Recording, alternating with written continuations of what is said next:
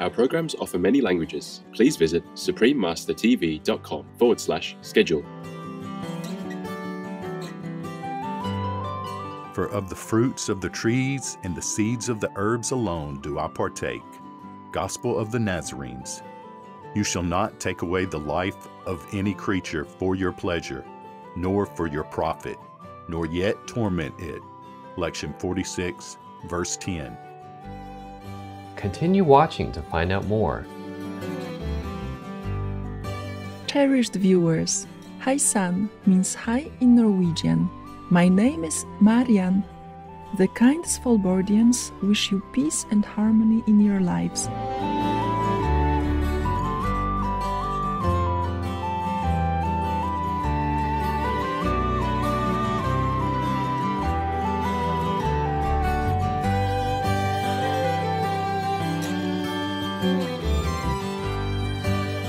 Welcome to Jesus Was Vegetarian, Part 1 of 3, The Breaking of the Bread. In today's program, it is our honor to present to you evidence that Jesus and the original Aramaic Christians were vegetarians, which is based on the document entitled Evidence that Jesus and the original Aramaic Christians were vegetarians, uncovering a vegetarian Jesus at the beginning of Christianity, by Mr. James Bean. It is generally agreed by historians that Jesus and his disciples primarily spoke Aramaic, the common language of Judea in the 1st century AD, most likely a Galilean dialect distinguishable from that of Jerusalem. It is through profound reading of historical documents and research of many Christian scholars that James Bean concludes undoubtedly that Jesus was raised in a vegetarian family and demonstrated the love and compassion for animals by preaching to end animal sacrifices. Thank you, James, for allowing us to use your document. All the evidence put together in James Bean's research can be referred to in the Holy Bible. The Christian Bible consists of the Old Testament and the New Testament. The Old Testament is the original Hebrew Bible, the sacred scriptures of the Jewish faith, written at different times between 1200 and 165 BC.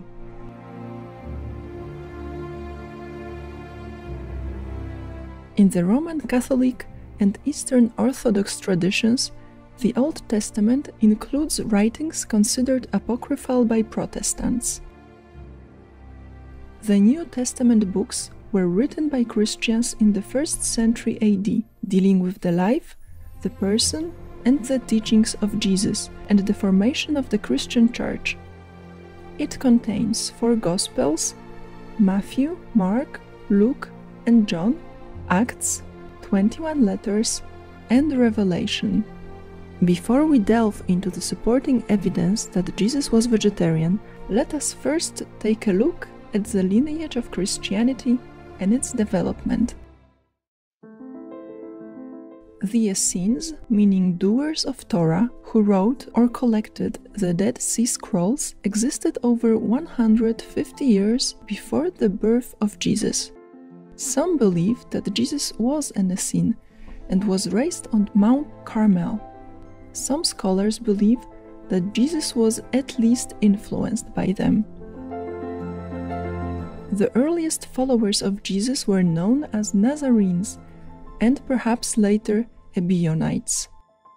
The Nazarene or Ebionite movement involved mostly Jewish or Israelite followers of Saint John the Baptist and later Jesus.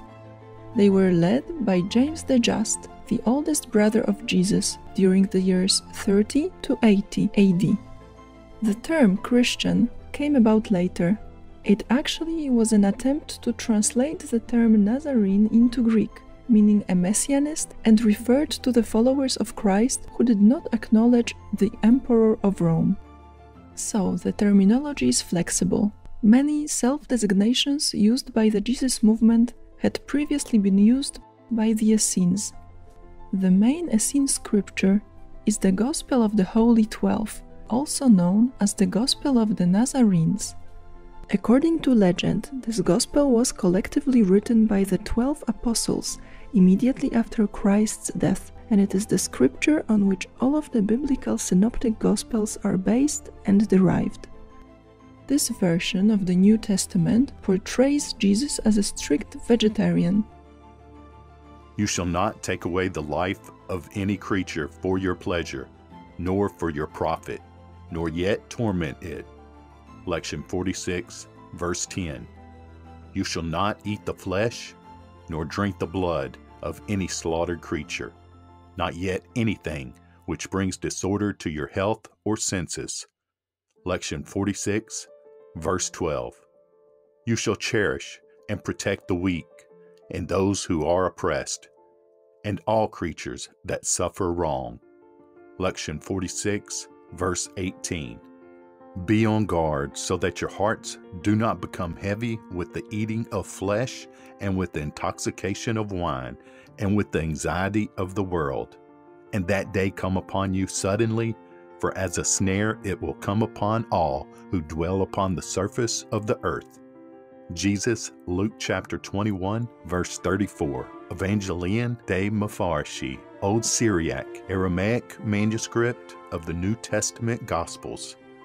Meats for the belly, and the belly for meats, but God shall destroy both it and them.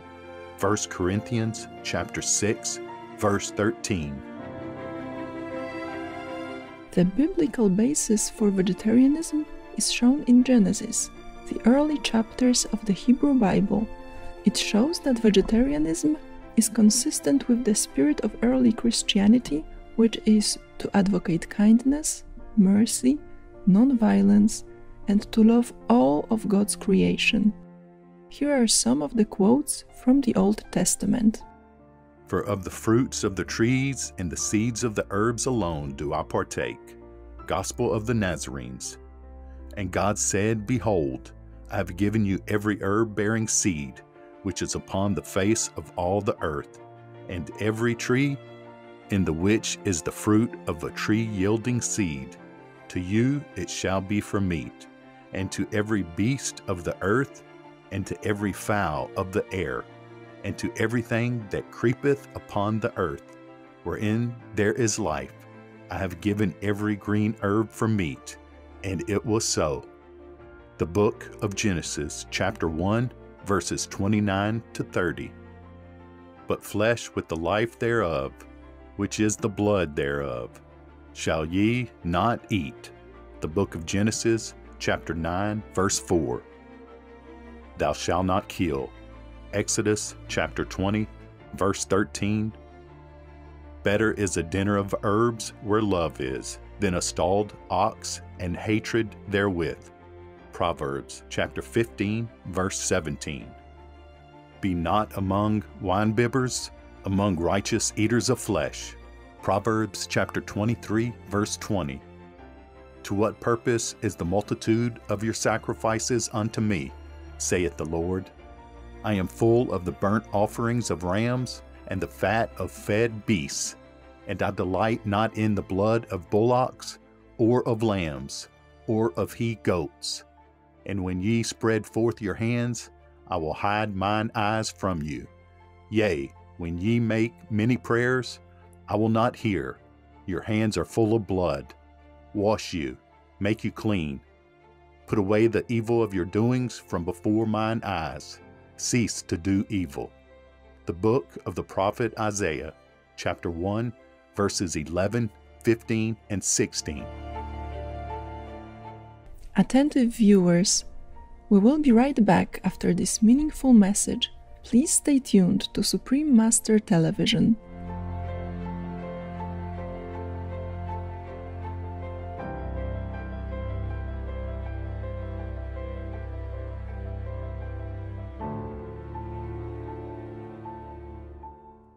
Welcome back, loving viewers. In the New Testament, the stories of the feeding of the multitude have generated the most discussion. When Jesus refers back to his feeding of the multitudes in Matthew chapter 16, verse 9, he says, Do you not yet perceive? Do you not remember the 5 loaves for the 5,000 and how many baskets you gathered, he doesn't mention fish. May I share thy bread?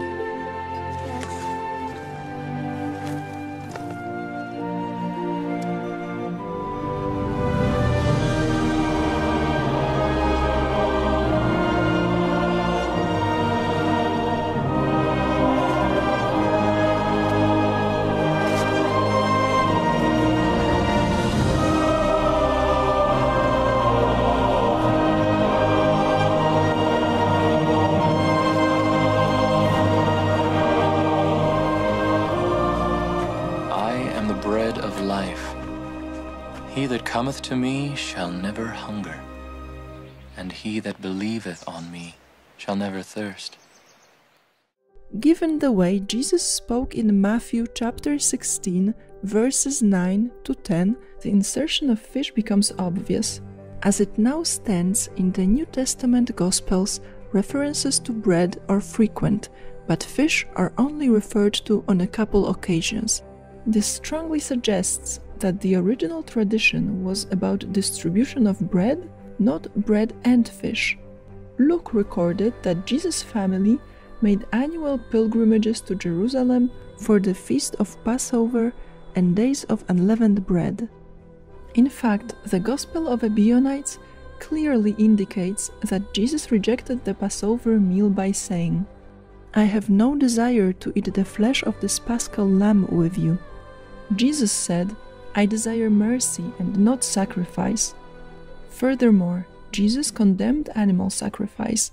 The Ebionite or Hebrew Gospel quotes Jesus as saying, I have come to abolish the sacrifices, and if you cease not from sacrificing, my wrath will not cease from you. Panarian 30:16-5. Another clear proof that Jesus did not want animal offerings but mercy is found both in Matthew chapter 9, verse 13, and John chapter 2, verses 13 to 17. And the Jews' Passover was at hand, and Jesus went up to Jerusalem, and found in the temple those that sold oxen and sheep and doves, and the changers of money sitting. And when he had made a scourge of small cords, he drove them all out of the temple, and the sheep and the oxen, and poured out the changers' money, and overthrew the tables, and said unto them that sold doves, Take these things hence, make not my Father's house an house of merchandise. And his disciples remembered that it was written, The zeal of thine house hath eaten me up. John chapter 2, verses 13 to 17. And doves and others sitting at tables exchanging money. So he made a whip out of cords, and drove all from the temple, both sheep and cattle. He scattered the coins of the money changers, and overturned their tables. To those who sold doves, he said, Get out of here. John chapter 2, verses 14 to 16. One of the earliest Ebionite Christian documents, the Clementine Homilies, was written in the 2nd century based on the teachings of Saint Peter. Homily 12 states, The unnatural eating of flesh meats is as polluting as the heathen worship of devils, with its sacrifices and its impure feasts. Through participation in it, a man becomes a fellow eater with devils. Thus, all three groups, Essenes, Nazarenes, and Ebionites, were vegetarian, which was highly likely the required practice in early Christianity.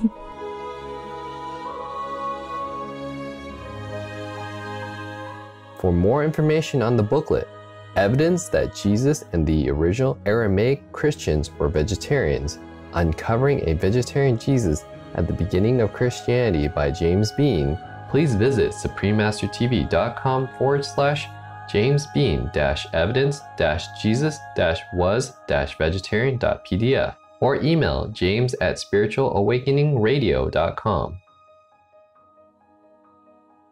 Compassionate viewers, thank you for your company today. Please join us on June 11th, 2020 for part 2 of Jesus Was Vegetarian, regarding the impact of Christianity's development in relation to Jesus' compassionate vegetarian principle. Coming up next is Earth Star Bodhisattva Sutra, Contemplating the Karmic Conditions of Beings, part 1 of 6, on Between Master and Disciples, right after noteworthy news. May your hearts be filled with God's love and caring embrace. Our programs offer many languages. Please visit suprememastertv.com/schedule and suprememastertv.com/NL. Nos programmes offrent plusieurs langues. Veuillez visiter suprememastertv.com/schedule et suprememastertv.com/NL.